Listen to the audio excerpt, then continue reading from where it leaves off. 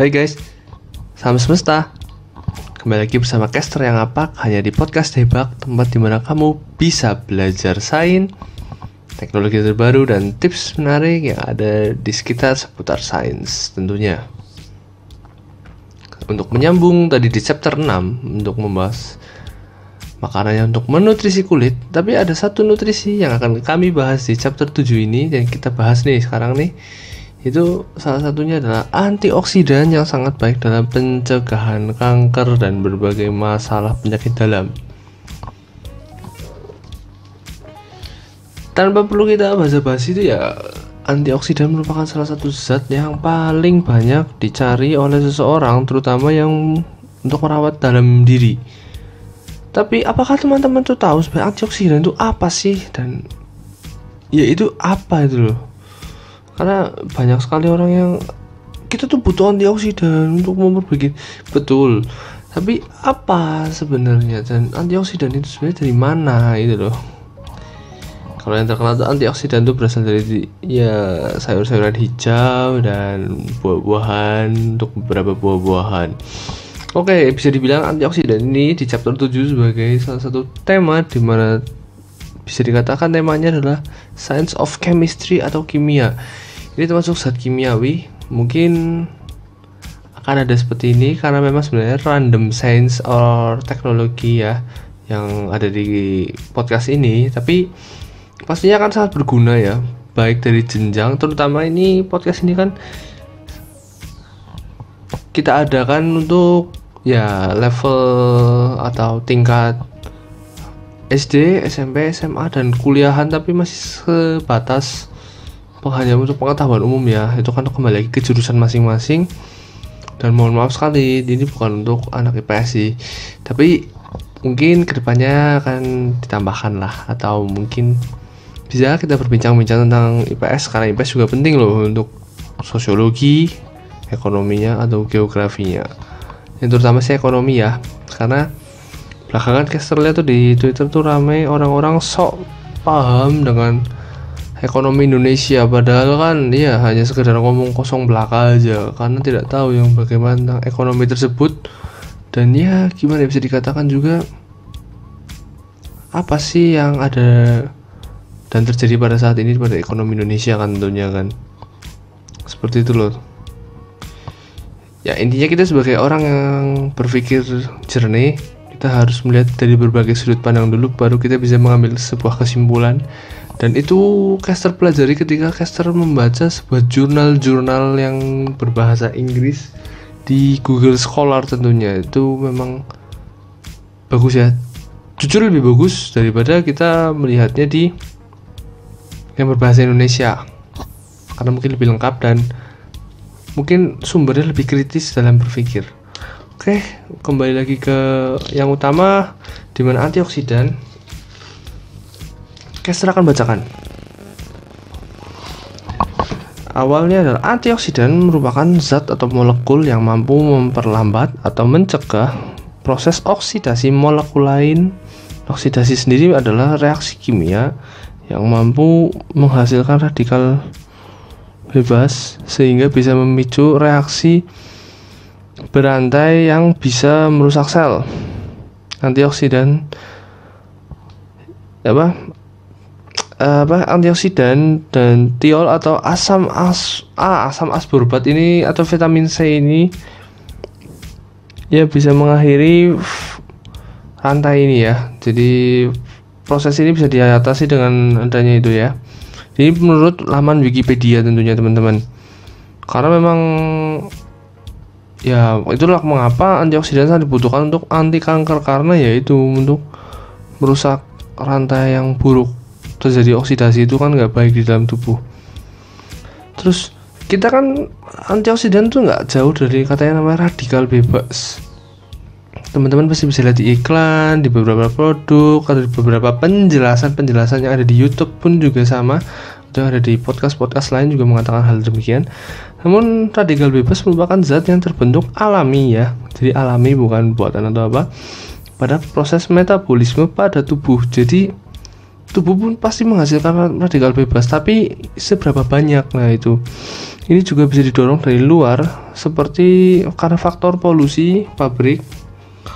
Ya jadi kalau teman-teman yang bekerja di pabrik dan lingkungan sekitar tuh harus hati-hati, selalu pakai masker juga. Ini bukan karena virus juga, tapi karena memang radikal bebas itu bisa didorong dari luar.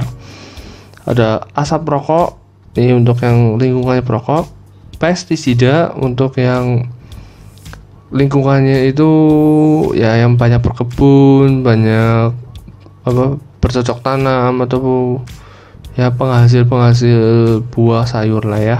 Jadi harus hati-hati. Dan obat-obatan yang terkait, kalau obat-obatan ini sih sebenarnya belum terlalu gali ya, tapi mungkin memang ada kaitannya karena obat itu kan juga ada yang mungkin efek samping ya. Nih, efeknya itu harus dibaca betul-betul. Dan antioksidan itu asalnya berasal dari dalam tubuh dengan istilah endogen, dan di luar tubuh itu eksogen. Ini mungkin berkaitan dengan radikal bebas makanya. Nah, di mana prosesnya suatu ketika endogen sudah tidak mampu mengatasi stres yang terjadi berupa stres oksidatif yang berlebih. Secara kimianya merupakan keadaan saat mekanisme antioksidan itu sudah tidak cukup untuk memiliki kemampuan dalam memecahkan spesies oksigen reaktif, dan karena itu memerlukan bantuan antioksidan dari luar. Jadi baik eksogen atau endogen itu saling berkaitan dan saling membantu untuk menjaga kestabilan tubuh tentunya. Berdasarkan sumbernya, antioksidan itu berjenis alami dan sintetik. Tapi kita cukup bahas yang alami aja ya, karena yang alami itu kan supaya bisa didapatkan oleh teman-teman pendengar juga harus tahu apa saja itu. Sumbernya itu bisa dilihat pada sayuran, terutama sayuran hijau kayak brokoli itu antioksidannya sangat tinggi. Terus buah-buahan, tumbuhan yang berkayu tentunya ya kayak mangga gitu ya. Terus karena alami dan baik tentunya membuat bisa dibilang keamanan pengguna dan konsumsi itu jadi lebih terjamin mungkin ya.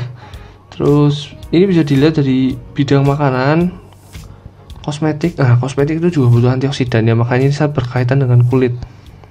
Kosmetik tuh, karena kosmetik itu kan sudah daily needed atau kebutuhan sehari-hari oleh para gadis-gadis atau para ibu-ibu juga. Dan kesehatan modern yang mungkin karena terapi itu ya, yang kita tidak tahu. Untuk mekanisme kerja antioksidan itu dibagi menjadi 3 jenis utama, di mana antioksidan primer mencegah pembentukan radikal bebas dengan memutus reaksi berantai dan mengubahnya menjadi produk stabil. Jadi mungkin untuk yang primer itu kan utama ya, bisa dikatakan tugas utamanya antioksidan adalah ya supaya radikal bebas itu tidak terbuat di dalam tubuh, dan itulah mengapa radikal bebas harus dikurangi dan ditangkal sampai habis. Dengan reaksi berantai tadi yang seperti yang awal di Wikipedia katakan itu seperti itu. Dengan stabil itu kan jadinya lebih baik gitu loh. Jadinya kondisi tubuh juga lebih baik, dan kondisi zat yang terdapat dalam tubuh itu juga lebih terjaga.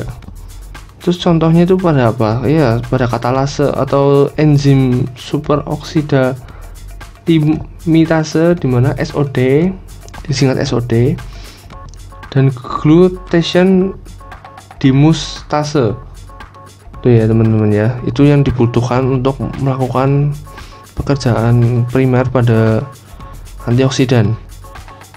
Nah, ada lagi yang kedua tuh otomatis antioksidan sekunder atau pekerjaan kedua mungkin ya dikatakan seperti itu, dimana fungsinya adalah menangkap senyawa radikal dan mencegah reaksi berantai yang terjadi ya seperti tadi lanjutannya, dimana ini membutuhkan enzim pada perbaikan DNA pada inti sel, yaitu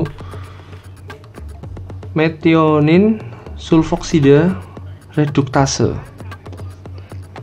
dimana ini sangat baik ya karena memutus serta mengatasi berbagai radikal bebas yang bisa terjadi ya, karena ini kan kita tidak bisa mengaturnya dan kita tidak tahu apa yang terjadi.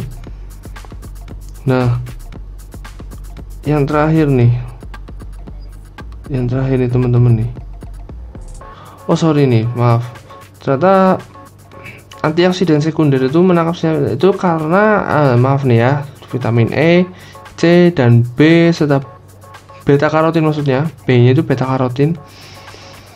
Antioksidan tersier yang ketiga nih, tersier nih. Tapi ini bukan seperti strata dalam kebutuhan sekunder, itu beda ya.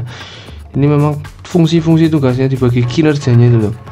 Memperbaiki kerusakan sel dan jaringan oleh radikal bebas nih. Nanti fungsinya jadi tadi yang kita sudah sebutkan itu enzim pada perbaikan DNA di sel.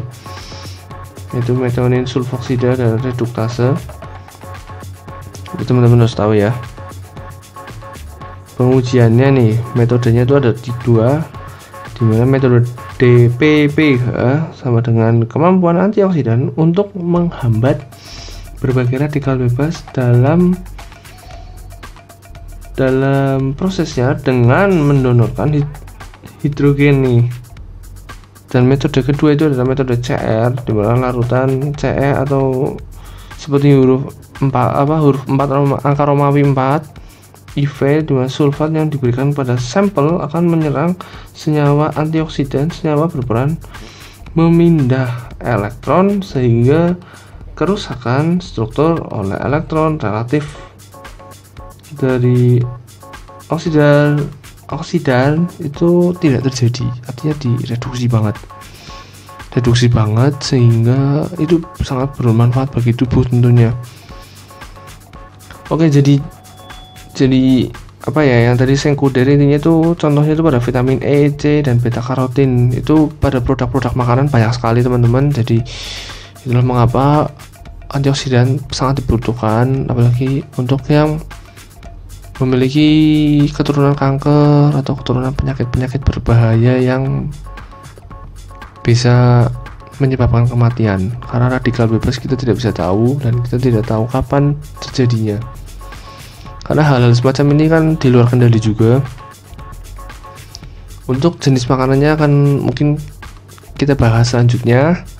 Tapi teman-teman perlu tahu bahwa kandungan antioksidan itu memang baik, tapi janganlah terlalu banyak. Karena zat-zat lain dalam tubuh juga banyak yang dibutuhkan, seperti serat dan lain-lain itu. Dan bisa dikatakan juga antioksidan itu berasal dari tempat atau bahan makanan itu ya, yang termasuknya bisa dikatakan murah juga bisa, dikatakan tidak juga bisa, asalkan ya teman-teman mungkin cukup rutin lah atau menggunakan bahan-bahan makanan yang mengandung antioksidan. Karena memang secara pertumbuhannya radikal bebas dari luar itu memang sangat mudah saat ini. Karena apalagi industri saat ini sudah industri keempat yang sangat modern. Mungkin di chapter 8 besok saya akan membahas industri revolusi keempat ya. Karena ini sudah evolusi keempat, dimana ini akan berkaitan dengan teknologi, chapter 8 besok. Dan semoga teman-teman yang mendengarkan podcast ini tentang antioksidan jadi lebih mengerti mengapa antioksidan itu sangat, ya bisa dibilang sangat digalakan untuk dikonsumsi oleh masyarakat, apalagi yang tinggal di daerah-daerah pabrik, daerah-daerah yang penuh dengan polusi tinggi, daerah-daerah yang memiliki tingkat kebersihannya sangat kurang. Itu perlu sekali untuk mengonsumsi ini. Oke, itu aja yang mungkin bisa Caster bahas. Mungkin tadi maaf kalau ada sedikit kekeliruan. Semoga teman-teman bisa mendengarkan dengan baik. Dan pastikan selalu menjaga kondisi kesehatan. Dan sayangi orang di rumah. Dan jangan pernah bosan mendengarkan podcast ini. Kalau memang teman-teman merasa sangat panjang podcast ini, silahkan di skip boleh. Atau silakan ditulis yang penting-penting saja yang sudah saya jelaskan di podcast. Karena kerja dari rumah seperti ini, tentunya saya ingin membagikan berbagai macam hal yang kadang kita tidak pahami, tapi kita tidak menyadari bahwa hal-hal tersebut ada di sekitar kita dan bahkan dekat dengan kita. Dengan adanya podcast ini diharapkan teman-teman jadi lebih tahu bahwa segala hal itu sebenarnya murah, asalkan kita niat dan kita mau menjaga kondisi tubuh. Karena di era corona seperti ini memang segala hal tidak bisa berjalan dengan mudah. Dan saya berharap siapapun pendengar setia mendapatkan kesehatan terus menerus. Dan selalu dukung channel ini dan bagaimanapun juga, dan interaksilah dengan saya di sosial media yang saya sudah share di thumbnail. Kalau di YouTube, kalau di Anchor atau Spotify bisa cek di profil saya. Okay, thank you for listening. I hope you get some entertainment from me, and I hope I could share any chapter next issue. And thank you.